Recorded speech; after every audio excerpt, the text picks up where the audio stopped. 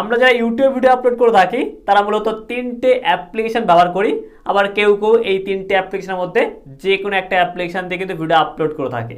এক নম্বরে রয়েছে ইউটিউবের যে অ্যাকচুয়াল অ্যাপ্লিকেশন, তার সাহায্যে ক্রোম ব্রাউজার যে অ্যাপ্লিকেশন রয়েছে তার সাহায্যে, আর রিসেন্টলি আপডেটের ফলে ওয়াইটি স্টুডিও যে অ্যাপ্লিকেশন আছে তার সাহায্যে কিন্তু আমরা ইউটিউবে ভিডিও আপলোড করতে পারছি। এবং যারা শুধুমাত্র মোবাইল কন্টেন্ট ক্রিয়েটার, অর্থাৎ শুধুমাত্র একটা মোবাইল ফোন রয়েছে যার সাহায্যে video editing, video shoot, video upload সমস্ত কিছু করে থাকে মোবাইল ফোন দিয়ে, তো তাদের ক্ষেত্রে ক্রোম ব্রাউজার দিয়ে ভিডিও আপলোড করা একটু কমপ্লিকেট। কারণ ব্যাপারটা হচ্ছে আমরা যখন মোবাইল ফোন দিয়ে করবো আমাদেরকে জুম ইন জুম আউট করে কাজটাকে কমপ্লিট করতে হয়। ভিডিও প্রসেসিংয়ের যদি সিস্টেমটা বলি তো ফার্স্টে আমাদেরকে ভিডিও আপলোড করতে হয়। আপলোড করার পর ভিডিওটা প্রসেসিং হয়। প্রসেসিং হওয়ার পরে তারপরে সেটা এইচডি প্রসেসিং চলবে, তারপরে চেকিং চলবে যে আমাদের ভিডিওতে কোনো প্রকার প্রবলেম আছে কিনা, যে কোনো প্রকার কপিরাইট ক্লেম আছে কিনা, কোনো প্রকার কপিরাইট স্ট্রাইক আছে কিনা। তো অনেক সময় কি হয়, আমরা যারা বিশেষ করে মোবাইল কন্টেন্ট ক্রিয়েটার আমরা ভিডিওটাকে সঙ্গে সঙ্গেই পাবলিক করে দিই।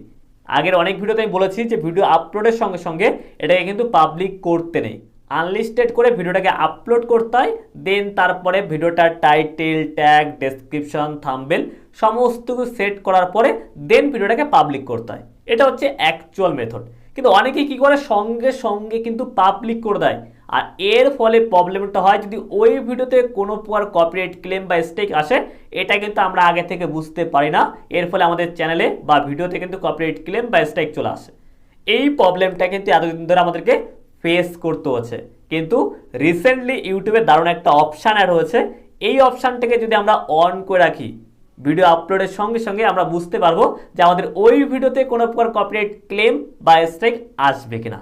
ওকে, বুঝতেই পারছেন অপশানটা কিন্তু দারুণ ইম্পর্টেন্ট। তো দেখিয়ে দিচ্ছি কোথায় অপশানটা অ্যাড হচ্ছে। এর জন্য আমাদেরকে সিম্পলি যে কাজ করতে হবে, ওয়াইটি স্টুডিও যে অ্যাপ্লিকেশন রয়েছে এই অ্যাপ্লিকেশন ওপেন করতে হবে। তো আমি এখান থেকে ওপেন করে নিচ্ছি। আর ওপেন করার পর ডান সাইড উপরে দেখবেন যে আপনার ইউটিউব চ্যানেল লোগো শো করছে, আপনি সেই লোগোর উপর টাচ করবেন। আর এখান থেকে এইখানে প্রথম যে অপশানটা রয়েছে সেটিং, এইখানে আপনাকে টাচ করতে হবে। আর টাচ করার পরে একদম উপরে রয়েছে পুশ নোটিফিকেশান, এই যে অপশানটা রয়েছে এখানে টাচ করবেন।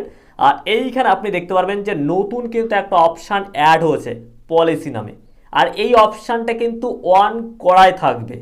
এবার আপনার ক্ষেত্রে যদি এটা অফ করা থাকে তো আপনি সিম্পলি যে কাজ করবেন, এটা এইরকম থাকলে আপনি এটাকে অন করে দেবেন। আর অন করার পর আপনি যখন ভিডিওটাকে আপলোড করবেন, আপলোড করার সঙ্গে সঙ্গে আপনাকে কিন্তু একটা নোটিফিকেশান কমপ্লিট করবে, অর্থাৎ ভিডিওটা কমপ্লিট হয়ে গেছে। কমপ্লিট করার পরে আপনাকে কিন্তু আনলিস্টেড করেই ভিডিও আপলোড করতে হবে। আনলিস্টেড করে আপনি ভিডিওটাকে আপলোড করে দিলেন, দেন তারপরে আপনাকে একটা নোটিফিকেশান দেবে যে আপনার ভিডিওতে সব কিছু ঠিকঠাক আছে কিনা। আপনি দেখলেন যে হ্যাঁ সমস্ত কিছু ঠিকঠাক আছে, দেন আপনি ভিডিওটাকে পাবলিক করে দিলেন। এর ফলে বেনিফিটটা আমাদের বুঝতেই পারছেন, ভিডিওতে কিন্তু কোনো প্রকার কপিরাইট ক্লেম আসবে না, আর কোনো ভিডিওতে কিন্তু এখন থেকে কপিরাইট স্ট্রাইকও আসবে না, কারণ আমাদেরকে আগে থেকে ওয়ার্নিং করে দেবে। আর যে ভিডিওতে আমরা কপিরাইট ক্লেম বা স্ট্রাইক পেয়ে যাব, আগে থেকে নোটিফিকেশান বলে দিচ্ছে, তো আমরা জেনে যাব, তো ওই ভিডিওটাকে আর আমরা পাবলিকই করবো না। তো সেক্ষেত্রে আমাদের কিন্তু আর কোনো টেনশন নেই। আশা করি বুঝতে পেরেছেন। এই অপশানটা কিন্তু এখানে অ্যাড হচ্ছে, অবশ্যই কিন্তু অপশানটাকে ইনেবল করে রাখবেন। তো আজকের এই ভিডিওটা এখানে শেষ করছি।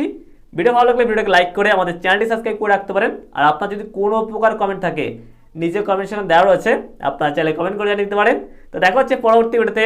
তত সময় ভালো খুঁজে থাকুন। ধন্যবাদ।